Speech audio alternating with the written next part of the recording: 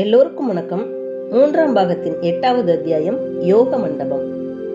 கடந்த பதிவுல காஞ்சி நகர்ல நடந்த மந்திர ஆலோசனை சபையில மகேந்திரவர்மர் பண்டகசாலை அமைச்சரிடம் பேசிக்கிட்டு இருந்ததையும், அப்போது ஒரு காவலால் வந்து ரகசிய செய்தி மகேந்திரவர்மர் கிட்ட சொன்னதையும் பார்த்தோம். இப்ப 8வது அத்தியாயத்தை வாசிக்கலாம் வாங்க. நீண்ட காலத்திற்கு பிறகு நாம் மறுபடியும் கண்ணபிரானுடைய வீட்டுக்குள் பிரவேசிக்கும் போது அங்கே குவா குவா என்ற சத்தத்தை கேட்டு திடுக்கிடுகிறோம். வாசற்படியில் சிறிது தயங்கி நின்றுவிட்டு உள்ளே சென்றோமானால் அஸ்தமன வேளையின் மங்கிய வெளிச்சத்தில் அங்கே ஒரு அபூர்வமான காட்சியை காண்கிறோம். விபூதி ருத்ராட்சம் அணிந்து கனிந்த சிவப்பழமாய் தோற்றமளித்த ஒரு சைவ பெரியார் நிற்கிறார். அவருடைய நீட்டிய இரு கரங்களிலும் ஒரு பச்சை குழந்தை, 6 மாதத்து குழந்தை காணப்படுகிறது. மூக்கும் விழியுமாக வெண்ணெய் தின்ற கண்ணனை போல் கின்னென்றிருந்த அந்த குழந்தைதான் குவா குவா என்று அழுகிறது. அந்த சைவ பெரியாருக்கு எதிரில் கண்ணபிரானும் கமலியும் நின்று புன்னகை புரிந்து கொண்டிருக்கிறார்கள்.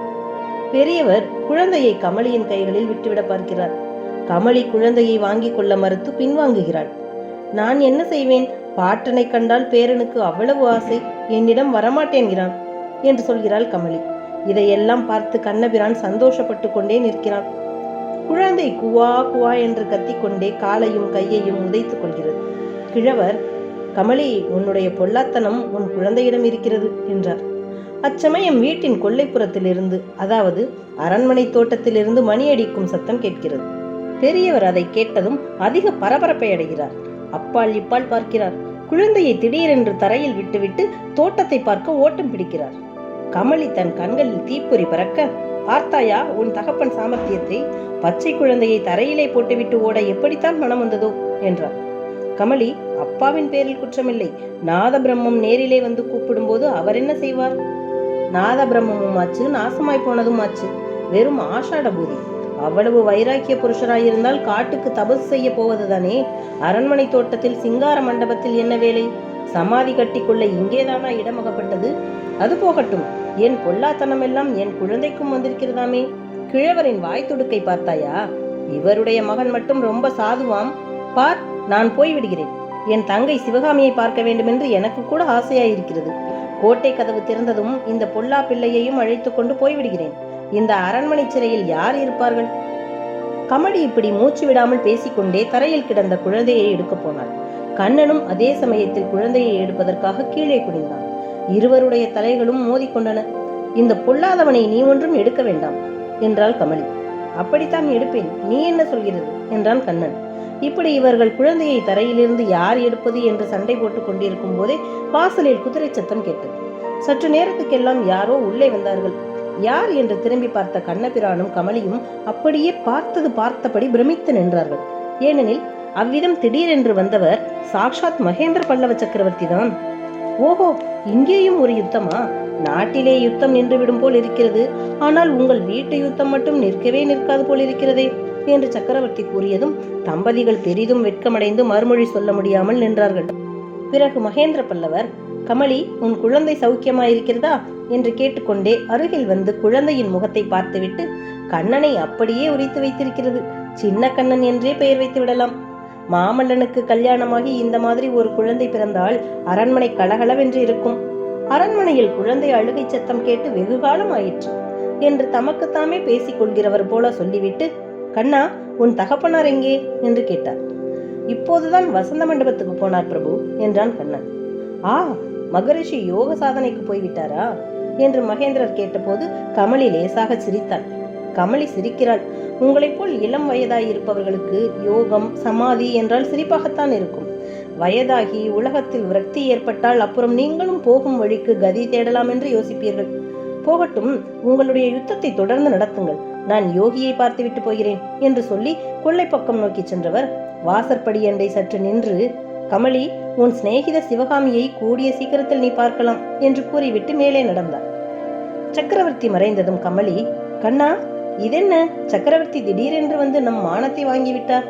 சிவகாமி கூடிய சீக்கிரம் வருவாள் என்று அவர் சொன்னதை கேட்டாயா கண்ணா? யுத்தம் சீக்கிரத்தில் முடிந்துவிடப் போகிறதாமே. சலுக்கர்கள் தோற்று ஓடி போய்விட்டார்களா என்று ஏதேதோ கேட்டார். அந்த கேள்விகளை எல்லாம் காதில் வாங்கி கொள்ளாதவனாய் கண்ணபிரான் ஏதோ யோசித்துக் கொண்டிருந்தவன் சட்டென்று யோசனையை நிறுத்தி, கமலி, கொஞ்ச நாளாகவே எனக்கு ஒரு மாதிரி சந்தேகம் இருந்தது. அது இன்றைக்கு ஊர்ஜிதமாயிற்று என்றான். என் பேரில் சந்தேகம் வந்துவிட்டதா? அது என்ன சந்தேகம்? உன் பேரில் எனக்கு யாதொரு சந்தேகமும் இல்லை. சந்தேகம் என் தகப்பனார் பேரில்தான். அவர் ஏதோ யோகம், தியானம், நாத பிரம்ம உபாசனை என்றெல்லாம் சொல்லிக்கொண்டு நந்தவன மண்டபத்துக்கு போய் இரவு பகலாய் உட்கார்ந்திருக்கிறாரே, அதில் ஏதோ அந்தரங்கம் இருக்க வேண்டும் என்று சந்தேகித்தேன். அந்த சந்தேகம் ஊர்ஜிதமாயிற்று என்று. என்ன சந்தேகம்? எப்படி ஊர்ஜிதமாயிற்று? கிட்டவா சொல்கிறேன். ரொம்ப ரொம்ப அந்தரங்கமான விஷயம். இந்த பயலின் காதிலே கூட விழக்கூடாது. கமலி, அப்பாவின் யோக மண்டபத்தில் ஒரு சுரங்க வழி இருக்கிறது. அது கோட்டைக்கு வெளியே போகிறது. சக்கரவர்த்தியின் ஒற்றர்கள் அதன் வழியாக அடிக்கடி வந்து போய் கொண்டிருக்கிறார்கள் என்று நினைக்கிறேன். பார்த்தாயா, இந்த பயல் நான் சொல்வதை எப்படி ஒற்று கேட்டுக் கொண்டிருக்கிறான் என்று கண்ணபிரான் சொல்லி குழந்தையின் கன்னத்தை லேசாக கிள்ள குழந்தை வீர் என்று கத்த ஆரம்பிக்க கமலி கண்ணபிரானை சண்டை பிடிக்க கண்ணபிரான் அவனும் என் கன்னத்தை வேண்டுமானால் கிள்ளட்டும் என்று கூற கமலி குழந்தையை பார்த்து என் கண்ணே என்று அதற்கு முத்தம் கொடுக்க போக குறுக்கே கண்ணபிரான் கன்னத்தை நீட்ட கமலி அவனை சண்டை பிடிக்க இப்படி ஏகப்பட்ட பூசலாகிவிட்டது. இதற்கிடையில் மகேந்திர சக்கரவர்த்தி அரண்மனை தோட்டத்திற்குள் புகுந்து வசந்த மண்டபத்துக்கு சென்றார். காலடி சத்தத்தை கேட்டதும் சிவனடியாராக விளங்கிய அசுவபாலர் வெளியில் தலையை நீட்டி, பிரபு, தாங்கள் தானே? நல்ல சமயத்தில் வந்தீர்கள்.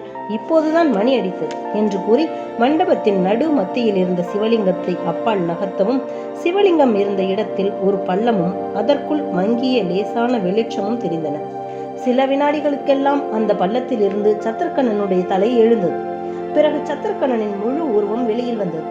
சத்ருக்கணா, உனக்காக காத்திருந்து காத்திருந்து போதும் போதும் என்றாகிவிட்டது. ஏன் இவ்வளவு தாமதம்? போன காரியம் என்ன? காயா பழமா என்று மகேந்திர பல்லவர் கேட்டார். பல்லவேந்திரர் எடுத்த காரியம் ஏதாவது காயாவது உண்டா? பழம்தான் சுவாமி. எல்லாம் தாங்கள் போட்ட திட்டப்படியே நடந்தது. வேங்கி தூதனுடன் போன சலுக்க வீரர்களிடம் குண்டோதரன் அகப்பட்டு கொண்டான். இருவரும் கொள்ளிடக்கரையிலே புலிகேசியின் முன்னிலைக்கு கொண்டு போகப்பட்டார்கள். குண்டோதரனை அப்புறம் பார்த்தாயா அல்லது அவனிடமிருந்து ஏதேனும் செய்தி உண்டா? அதுதான் இல்லை. அவனுக்காகத்தான் இத்தனை நேரம் காத்து பார்த்தேன். புலிகேசி மகா மூர்கன் என்று கேள்வியாச்சே சுவாமி. குண்டோதரனுடைய கதி என்ன ஆயிற்றோ என்று சிறிது கவலையாயிருக்கிறது. குண்டோதரனுக்கு ஒன்றும் நேர்ந்திராது சத்ருக்கணா. எப்படி சொல்கிறீர்கள் பிரபு? நம்முடைய யுக்தி நாம் எதிர்பார்த்ததை காட்டிலும் மகத்தான பலனை அளித்துவிட்டது. கேள் சத்ருக்கணா, புலிகேசி சமாதான தூது அனுப்பியிருக்கிறான். இந்த நேரம் அவனுடைய தூதர்கள் என் மறுமொழிக்காக தெற்கு கோட்டை வாசலில் காத்திருக்கிறார்கள். நான் உன்னை சந்தித்து விட்டு பிறகு முடிவாக மறுமொழி சொல்லலாம் என்றெண்ணி அவசரமாக இங்கே வந்தேன். பிரபு, புலிகேசியை நம்பலாமா?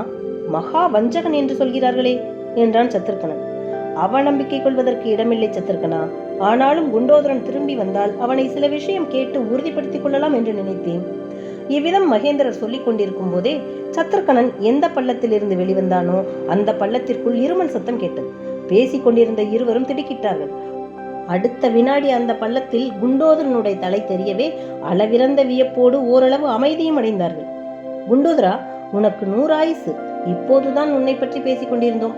நீ எப்படி திடீரென்று முளைத்தாய் என்று சக்கரவர்த்தி கேட்க, பிரபு, தாங்கள் அடிக்கடி சத்ருக்கணரை பின்பற்றி நட என்று சொல்வீர்களே, அது மிக கடினமான காரியம். இந்த இருட்டு சுரங்க வழியில் இவரை பின்பற்ற முயன்று நான் ஓடோடி வந்தும் இவரை பிடிக்க முடியவில்லை என்றான் குண்டோதரன். உன் வேடிக்கையெல்லாம் அப்புறமாகட்டும். நீ போன இடத்தில் என்ன நடந்தது என்று விபரமாக சொல்லு என்று மகேந்திர சக்கரவர்த்தி கேட்க குண்டோதரனும் நாம் முன்னமே அறிந்த அவன் வரலாற்றை விவரமாக கூறி முடித்தான்.